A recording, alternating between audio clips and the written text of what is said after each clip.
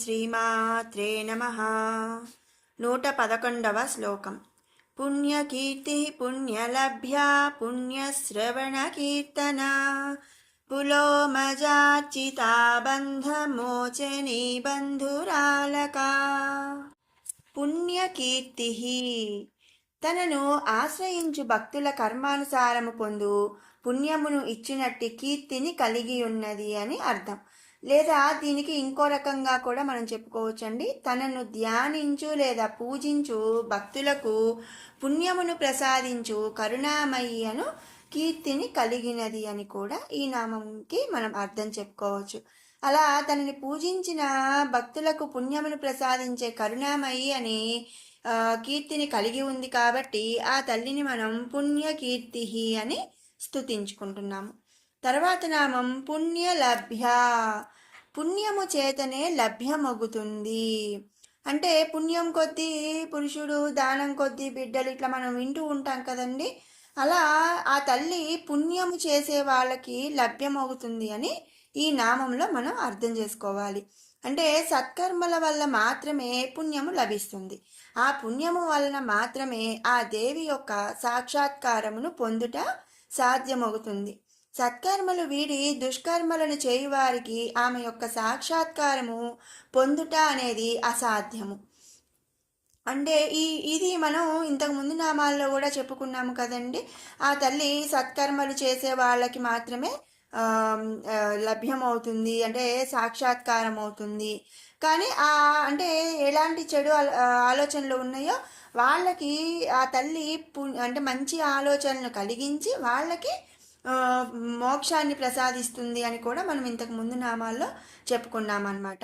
అట్లా పుణ్యము చేసిన, అంటే పుణ్యము చేతనే ఆ తల్లి సాక్షాత్కారం పొందటం సాధ్యమవుతుంది. కాబట్టి ఆ తల్లిని మనం పుణ్యలభ్య అని స్తుతించుకుంటున్నాము. తర్వాత నామం పుణ్య శ్రవణ కీర్తన. శ్రవణ అంటే వినటం, కీర్తన అంటే స్తుతించుట, పుణ్య అంటే పుణ్యము. ఇక్కడ అంటే వినుట స్తుతించుట వలన పుణ్యమును ప్రసాదిస్తుంది అని ఈ నామం యొక్క అర్థం అన్నమాట. అంటే ఏమి వినాలి, ఏమి స్తుతించాలి అనే విషయానికి వస్తే దేవి యొక్క చరితమును లేదా లీలలను విన్నవారికి, పాడిన వారికి కూడా పుణ్యమును ప్రసాదిస్తున్నటువంటి కరుణారసమై ఆ జగన్మాత. ఎందుకంటే ఇక్కడ అంటే చదివిన వాళ్ళకి విన్న వాళ్ళకి ఇద్దరికీ ఎందుకు పుణ్యము, అంటే ఇంకప్పుడు చదవటం ఎందుకు అని అనుకోవచ్చండి. కాదనమాట. ఏంటంటే అందరికీ చదువుకునే టైం ఉండాలి. ఆ తల్లి లీలలను అలాగే చరితను చదివే టైం ఉండాలి. అలాగే చదవగలగాలి.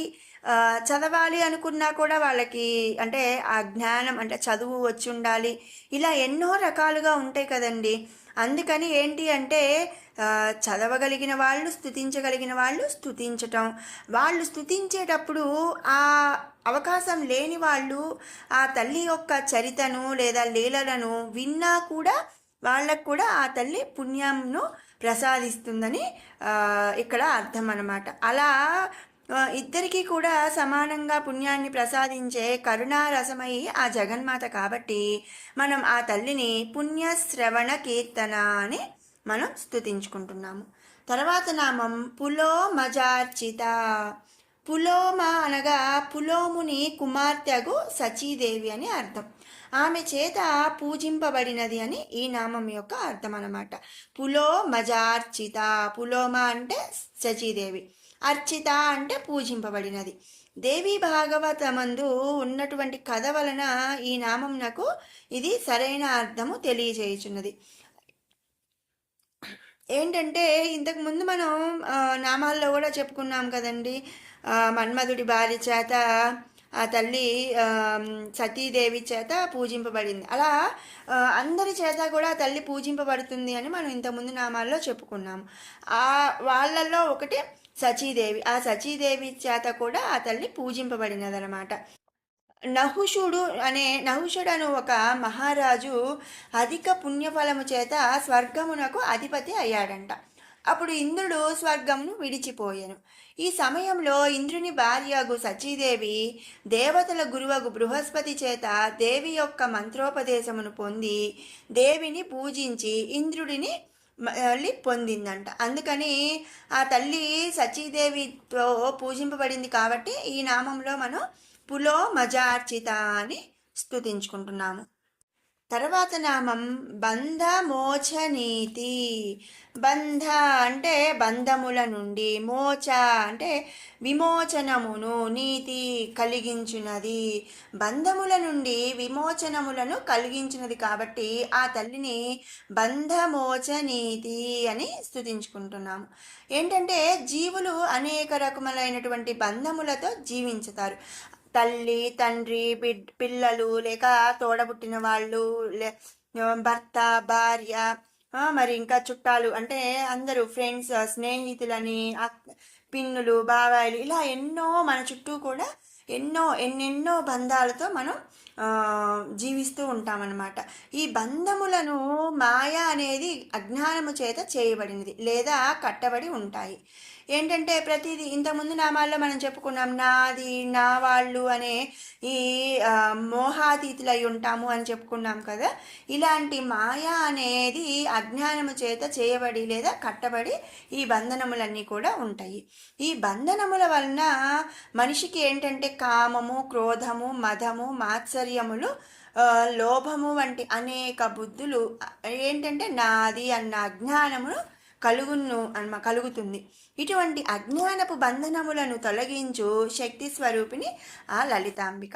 కాబట్టి ఆ లలితాంబని మనం బంధమోచనీతి అని స్తుతించుకుంటున్నాము. తర్వాత నామం బంధురాలక. కేశములు అంటే జుట్టు ఎత్తుపల్లములుగా కలిగినటువంటిది అని ఈ నామం యొక్క అర్థం అన్నమాట. కాబట్టి ఆ తల్లిని మనం బంధురాలక అని స్తుతించుకుంటున్నాము. 112వ శ్లోకం. విమర్శరూపిణీ విద్యా వియదాది జగత్ప్రసూః సర్వవ్యాధి ప్రశమని సర్వమృత్యు నివారిణి. విమర్శరూపిణి. విమర్శ అంటే విమర్శ, రూపిణి అంటే స్వరూపం. విమర్శ అనిన పరమాత్ముని యొక్క స్వసిద్ధమైన స్వరూపం, అది ప్రకాశవంతంగా ఉంటుంది. అనగా ఏంటంటే జ్యోతి స్వరూపం, అటువంటి స్వరూపం కలిగినది అని ఈ నామం యొక్క అర్థం అన్నమాట. లేదా పరమాత్మ స్వరూపమయ్యి అని కూడా మనం ఇక్కడ చెప్పుకోవచ్చు. కాబట్టి ఆ తల్లిని మనం విమర్శ రూపిణి అని స్తుతించుకుంటున్నాము. తర్వాత నామం విద్య. విద్య అంటే జ్ఞానం. జ్ఞానమును కలిగించినటువంటి స్వరూపురాలు జీవులకు కర్మలయందు జ్ఞానమును కలిగించినదనమాట. లేదంటే ఇంకో విధంగా ఏమని చెప్పుకోవచ్చు అంటే జీవులు మాయా అనేది అజ్ఞానమందు కొట్టుమిట్టాడుతూ ఉంటారనమాట. ఇలా అజ్ఞానమందు కొట్టుమిట్టాడినప్పుడు మోక్షము అనేది జ్ఞానమును వాళ్ళు పొందలేరు, లేదా మోక్ష మార్గమును ఆ తల్లి ఇలా అజ్ఞానమందు కొట్టుమిట్టాడు ఆ భక్తులకు, జీవులకు ఆ తల్లి ఏంటంటే జ్ఞానమును లేదా మోక్ష మార్గమును ప్రసాదిస్తుంది. అలా వాళ్ళకి జ్ఞానమును, మోక్ష మార్గమును ప్రసాదిస్తుంది. కాబట్టి మనం ఆ తల్లిని విద్య అని స్తుతించుకుంటున్నాము. తర్వాత నామం వియదాది జగత్ప్రసూః. ఆకాశము మొదలుగా ఈ సృష్టి యందు కల సకలమును ప్రసవించినది. వేదానుసారము ఆత్మ నుండియే ఈ సకల సృష్టి కూడా ఆవిర్భవించిందని మనం ఇంతకు ముందు నామాల్లో చెప్పుకున్నాము. ఆత్మ అంటే పరమాత్మ, ఆ పరమాత్మ స్వరూపం దేవియే కనుక సకల సృష్టి ఆమె నుండియే జన్మించినది అని ఈ నామందు చెప్పబడుతుంది. అందుకనే ఆ తల్లిని మనం వియదాది జగత్ ప్రసూః అని స్తుతించుకుంటున్నాము. తర్వాత నామం సర్వవ్యాధి ప్రశమని. సర్వవ్యాధులను ప్రశమని పోగొట్టునది. మనం ఈ లలితా మాతని గనక పూజిస్తే సర్వ వ్యాధులను కూడా పోగొడుతుందంట. జీవుల దేహములు అనేక రోగముల వలన కృషించిపోతూ ఉంటాయి. కానీ అట్టి క్షయ అంటే అలాంటి తరుగుదలను నివారించి వృద్ధిని పెంపొందింపజేయగల శక్తిమంతురాలు శ్రీ లలితామాత. కాబట్టి ఆ లలితామాతను సర్వవ్యాధి ప్రశమని అని మనం స్తుతించుకుంటున్నాం. ఇక తర్వాత నామం సర్వమృత్యు నివారిణి. సర్వమృత్యు సకల మృత్యువులను నివారిణి పోగొట్టునది, సకల మృత్యువులను కూడా పోగొట్టున్నది అని ఈ నామం యొక్క అర్థం. మృత్యువు అనగానే సాధారణంగా మనం ఏమనుకుంటామంటే మరణం అనుకుంటాం. కానీ మృత్యువు అంటే పలు రకాలు ఉన్నాయన్నమాట. వ్యాధితో పీడింపబడి మృత్యువు పాలగుట, అలాగే బలవంతంగా మరణం పాలగుట, అంటే మనం సూసైడ్స్ అని మనం అనుకుంటాం కదండి, అలాగా. లేదా మానసికంగా కృంగి మృత్యువు పాలగుట, శత్రు భయంతో మృత్యువు రావటం, ఇలా అనేక రకములైనటువంటి మృత్యువులు ఉన్నాయి. వీటిని ఏంటంటే వీటిని మనం ఏమంటామంటే అకాల మృత్యువు అంటాం. మనకి మామూలుగా వయసు పెరిగి మన ఆయువు తీరిపోయి మృత్యువు రావటం అనేది కాలక్రమేణంగా వస్తుంది. కానీ ఇవన్నీ కూడా అంటే బలవంతంగా మరణించటం, లేదా మానసికంగా కృంగి మృత్యువు పాలవటం, శత్రుభయంతో మృత్యువు పాలవటం, ఇవన్నీ కూడా వీటిని మనం అకాల మృత్యువులు అంటాము. ఆ తల్లిని మనము పూజిస్తే ఆ అకాల మృత్యువు నుంచి ఆ తల్లి మనకి పోగొడుతుందన్నమాట. దేవిని ఆశ్రయించిన వారికి కలుగు మృత్యుభయమును పోగొట్టు శక్తి స్వరూపమై శ్రీ లలితాంబిక. మనం మన నిత్య జీవితంలో ప్రతిరోజు లేదా ప్రతిరోజు కుదరకపోతే వారానికి ఒకసారి లేదా నెలకు ఒకసారైనా కూడా శ్రీ లలితామ్మవారి యొక్క సహస్రనామ స్తోత్రం మనం చదవటం చాలా మంచిదండి. అలా తల్లిని మనం పూజించడం వల్ల ఏంటంటే మనకి అపమృత్యు భయాలు అంటే అకాల మృత్యు అనేది మనకి దరిచేరదని చెప్పుకుంటాము. విన్నారు కదండి 111, 112 శ్లోకాల వివరణ. ఇప్పుడు 109 నుంచి 112 వరకు 2 సార్లు పారాయణ చేసుకుందాం.